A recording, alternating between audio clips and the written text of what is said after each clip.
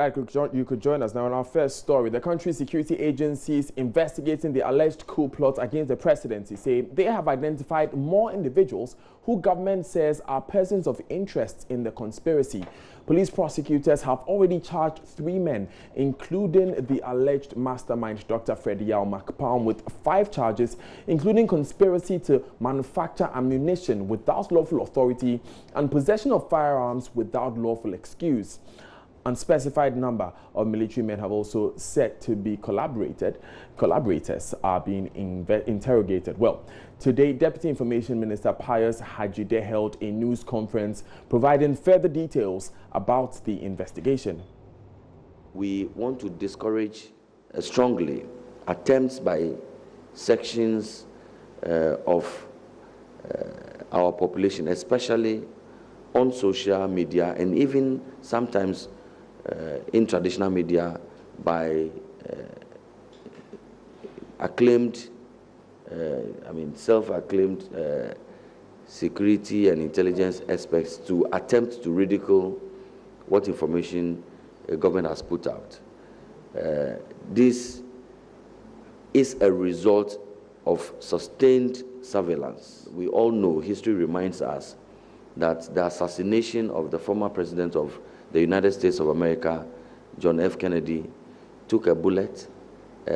Just one person with a gun was arrested. Again, the assassination attempt on former President Ronald Reagan, it took one person with one gun who fired one bullet to attempt to assassinate President Ronald Reagan. And so I think that the security agencies, after having convinced themselves that there was clear and present danger, especially after the firepower that was manufactured was successfully tested, the security experts came to the conclusion that there was a clear and present danger and went ahead to arrest these persons. I think that the attempt from some quarters to ridicule this is rather unfortunate and should not be encouraged. Well, I take your suggestion, but like you said, you are not the expert, neither am I the expert. The experts who are doing the investigations, I'm sure, know exactly what they are doing. They have identified persons of interest. Some of them might as well be staff of the Citadel Hospital, and those persons of interest are being interrogated and investigations are ongoing. He's also been shedding some light on the sophistication and threat posed by the suspected coup plotters prior to their arrest. It is indeed true that the X-ray container at the Citadel Hospital belonging to Dr. Macpalm had been turned into a weapons manufacturing facility. Several improvised explosive devices were manufactured there. It is true that chemicals were purchased from the Kolebu Teaching Hospital for the manufacture of these devices. It is true that Mr. Macpalm made contact with a gentleman who works at the base workshop at the Burma camp, offered him money to supply 10 AK-47 rifles. It is true that there is a plan which indicates strategic installations and facilities that were to be targeted at the H hour. And it is also true that there was a test firing of the weapons that were produced at these makeshift, if you may, arms manufacturing facility that we describe. Away from that story, Roads and Highways Minister Kwesi Amwakwata has given officials of the Ghana Highways Authority 48 hours to fix the Wa-Tumu-Bolgatanga road that got washed off by torrential rains. Mr. Amoakwata described the situation as an emergency and one that requires urgent attention. He said passengers plying the route for the past few days have suffered a lot and should be relieved of their anguish. Mr. Kwesi Amoakwata gave the ultimatum at Dimanja, where many road users have been stranded for over a week due to the eroded road. JoyNews' Upper West Regional Correspondent Rafiq Salam has more. It's been a week since the Dimajan portion of the Wa-Tumu-Bolgatanga road got washed off due to torrential rains. A nearby dam that was being constructed alongside the road overflowed its banks. Anytime you are constructing a road and we have a cavity like this, we try to create a dam for the community. Mawums Limited is a contractor on this project. He filled this place in order to retain the water here, but he couldn't do the spillway. And because of, according to them, their cash flow problems, they left site. Now on Friday, we heard that this road, the dam has overflown its banks and was chopping part of the road. We tried to communicate to head office. So far, we are planning to have a temporary culvert some meters away from here.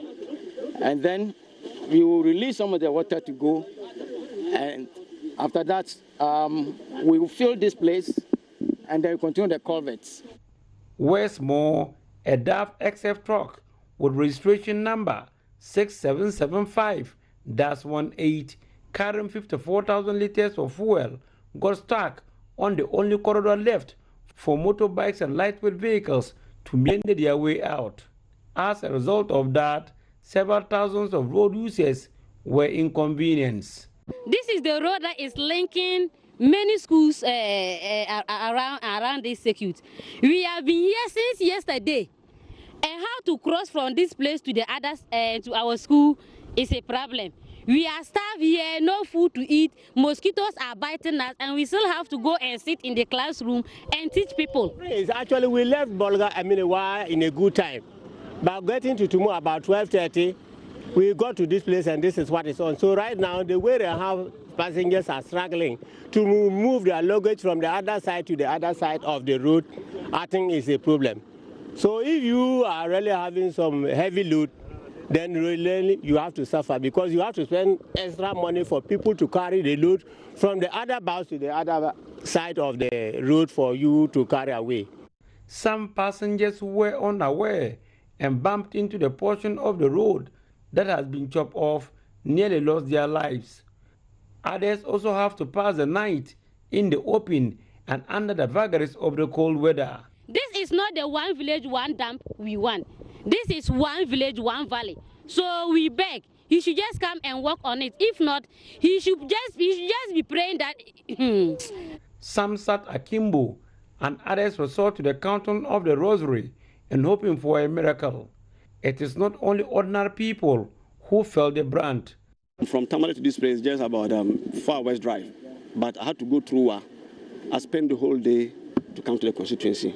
I'm happy today the Honorable Minister is here and he's seeing things for himself. And I believe strongly that when we are in Accra and we are talking, he will really understand the issues on the ground because he's here today to see things for himself. But as a member of parliament, we're also committed. Any support we need to give to MMU to do this work, our doors are open to give the support. Some residents of Dimanjang and other adjoining communities, unhappy about the situation, mobilized themselves up and came to the rescue of the stranded passengers. Roads and Highways Minister Kwesi Amoakwata, his deputy Anthony Kabo, and officials of the Ghana Highway Authority, led by their acting chief executive officer, Nicholas Brown, visited the site to assess the extent of damage on the road and its impact on the traveling public. And we are going to support you with all the resources available to us, both human and material resources, monetary resources, wherever we have to mobilize these resources. We are going to do that because this is an emergency situation, and in an emergency situation requires, emergency solution. The people definitely have suffered for the past 3, 4, 5 days.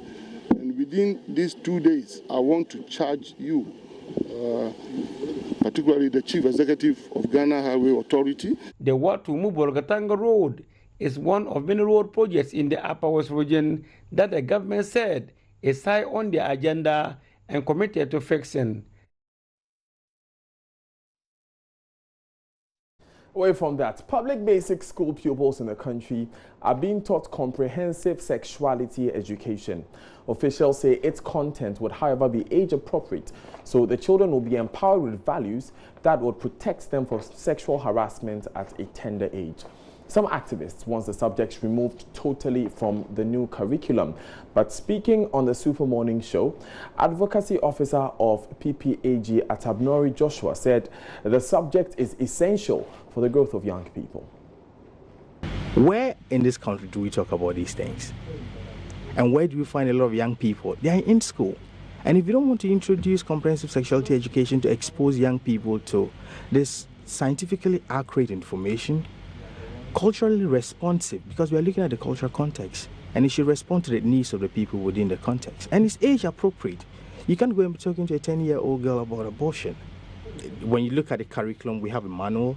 If you look at the curriculum, the age to start talking about comprehensive sexuality education is at age 5. And at that age, you talk about values, personal hygiene. Don't you think a 5-year-old should know about values? Personal values, family values, community values. Don't you think they should know? Don't you think they should know personal hygiene? Don't you think they should know that if someone touches this part, it's private, don't let anyone touch. If someone touches, you tell your mom, you tell your teacher, you tell your dad. Don't you think people should know about these things?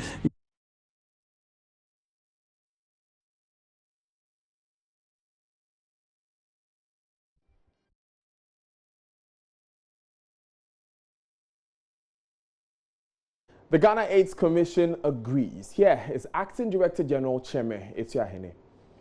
HIV prevention is, we have the technology, we have all the tools available to ensure that young people especially do not get infected.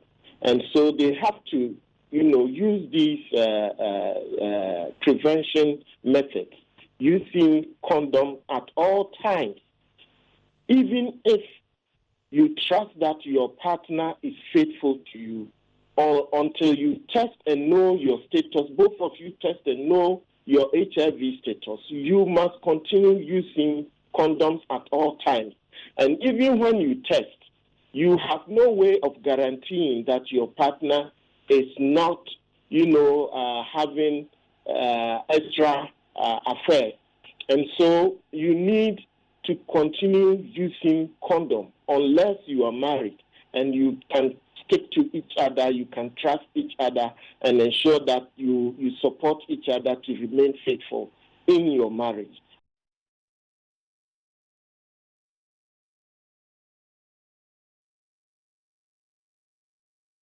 Now, religious bodies in the country are being urged to support family planning advocacy. Mary Stopes' international findings indicate 45% of all abortions in Ghana are unsafe, meaning thousands of women put their lives at risk every year while trying to get rid of unwanted pregnancies. This, among others, stems from stigma and embarrassment to young adults who are sexually active. Director for PPAG, Abna Edubia Amwa, wants religious heads to join in on the conversation. World Contraception Day should mean to every Ghanaian that access to contraceptives is a right, it's a human right actually, and that no one should prevent people from having access to contraceptives, including modern contraceptive use. So my advice first to religious bodies is that they should come on board in terms of advocating for contraception use, for family planning, and also the advocacy around unsafe abortion, because young people, women are indulging in unsafe abortion, and which is increasing fatalities as far as our maternal and maternal mortality is concerned. Associate Professor at the Regional Institute for Population Studies, RIPS, at the University of Ghana, Legon, Prof. Stephen Owusu Kwanche, revealed that a relatively higher proportion of adolescents sought self-induced abortions. A relatively higher proportion among the adolescents are seeking induced abortion. Some of our cultural philosophies. Some people think that family planning is for the married people. And so if you are not married, you shouldn't come anywhere to sex, and therefore you cannot use family planning. And yet we know that there are some young people who are sexually active. No matter what we tell them, they are there. They will not listen to anything. And these are also destroying their lives. And that is where the challenge is. The State Interest and Governance Authority says it is not backing down on the move to hand over management of Ghana Consolidated Diamond Company to an interim team despite resistance from the Jospon Group. The Jospon Group took over the company from government in 2011 but has been accused of failing to revive the company. Director General of the authority, Stephen Asamoah Boateng, has been touring the company to interact with workers. There's more in the following report. The Jospon Group took over management of the Great Consolidated Diamonds Ghana Limited from Government's Divestiture Implementation Committee in the year 2011. At the time of acquisition, the company, according to the group, had been closed down with its premises in a dilapidated state with obsolete machinery and equipment. Government needed an investor who could pump money into the operations of the company.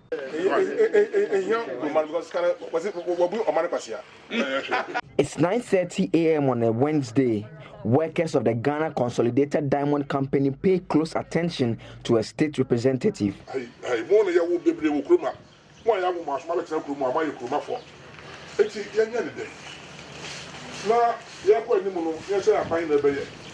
Some on their own have been forced to abandon the mines, while others blame previous management for the state of affairs.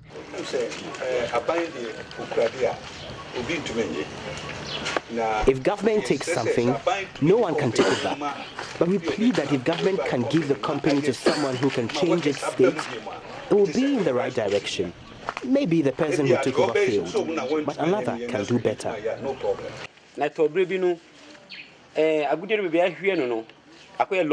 There was a time we had to dig deep, so we needed equipment. In the past, government wasn't giving us targets, but later when the private management took over, they gave us targets and it made things difficult.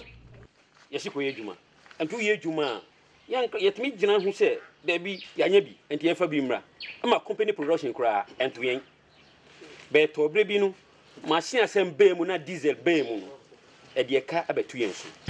want fresh ideas to change the state of the mining company.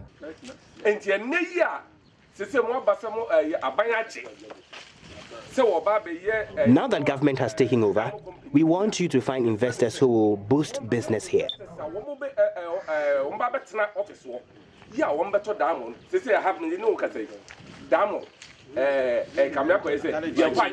Some of their bungalows are abandoned. Weeds have taken over key facilities where diamonds are extracted, and some of the equipment have rusted and broken off. A greater land area where the plants, workshops, residence, and machine shop are do not have access to electricity. This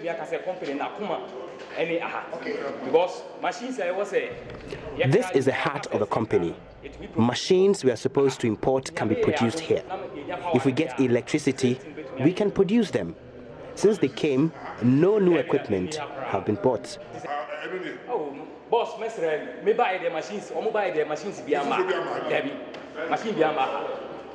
So for 2 years you have been without power? No power. It's a company.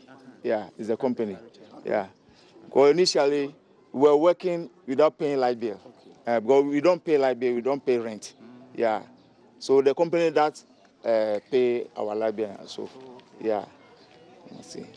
Mr. Asamoah Boateng says the state is acting right in protecting national assets. My job is to protect the state's assets for the people of Ghana. And if property has been divested and you are not honoring the agreement, simple agreement of payment and business plans and what to put you in charge, and it's not coming, and the state is not benefiting, I am afraid, having called you for sitting down and being ignored and all that, we have to take a decision.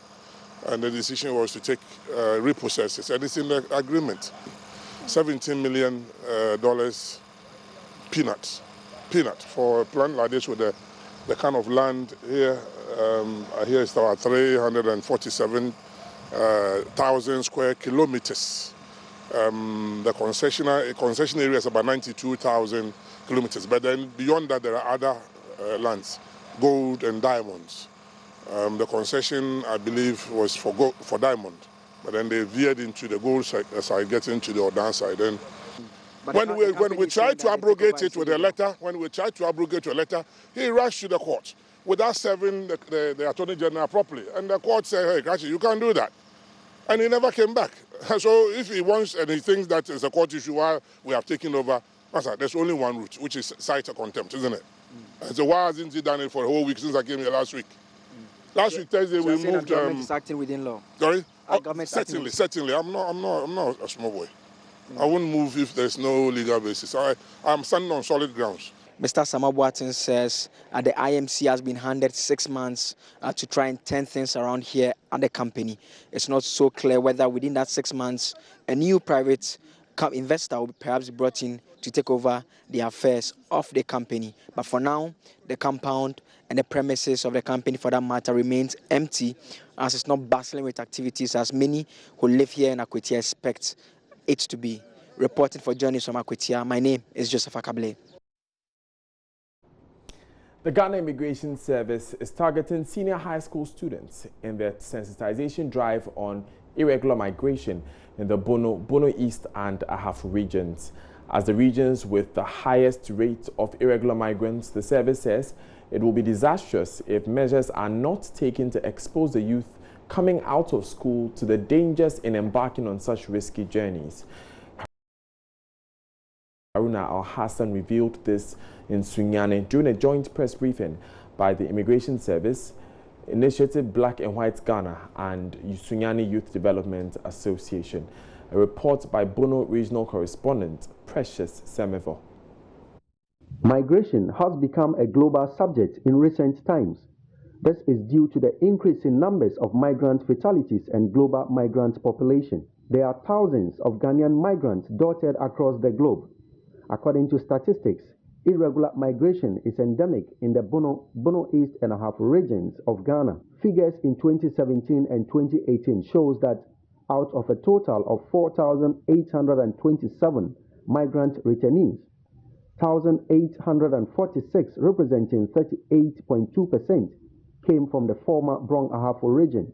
Due to the alarming situation, the Migration Information Center of the Ghana Immigration Service, together with Initiative Black and White Ghana and Sunyani Youth Development Association, has taken the fight to the community. Now, President Akufo-Addo has been making a case as the 74th UN General Assembly on the task of African leaders at reducing poverty and creating prosperity for its people. According to the Ghanaian president, poverty is a daily reality that Africans live with and feel. He observed that too many people are burdened with it, robbing them of dignity, which should be the inherent right of every human being. He also touched on technology and a host of other teething issues characteristic of the continent. Let's bring you excerpts of that address delivered last night in New York. The scientists have spoken on the realities of climate change. I believe it is time to direct our energies to what we can and should do to counteract the danger and stop unnecessary arguments. Nature has been brutal this year in demonstrating to us that our climate is changing and we're probably pushing our world to destruction. The devastation wreaked by Cyclone Idai, Hurricane Dorian, the extreme summer temperatures across Europe surely provide the evidence, if some was still needed, that it's time to take action to bring back our world from the precipice. We could try to delineate our borders more clearly. We could make clearer distinctions on the basis of color, race, language, and creed. That picture tells us the natural path is to be inclusive. This in no way is meant to paper over the many difficulties we have in our parts of the world that we have to overcome, or to suggest that because some parts of the world are developed and prosperous, we can pretend all is well with us as well. In my part of the world, we do not argue over what constitutes poverty. We know it, we live with it, feel it, and it is a daily reality. As the old saying goes, birds sing, not because they have answers, but because they have songs. There might not be any one answer to the theme of this 74th General Assembly, but the hope is that the discussions point us to the possibility of a new world in which collaboration between the nations and peoples is on such a scale that one can dream of and achieve a sustainably prosperous world. Coming up in business, High Court rules it has jurisdiction to hear a case brought before it by UniCredit challenging the revocation of its license and awards 5,000 cedi penalty against Bank of Ghana.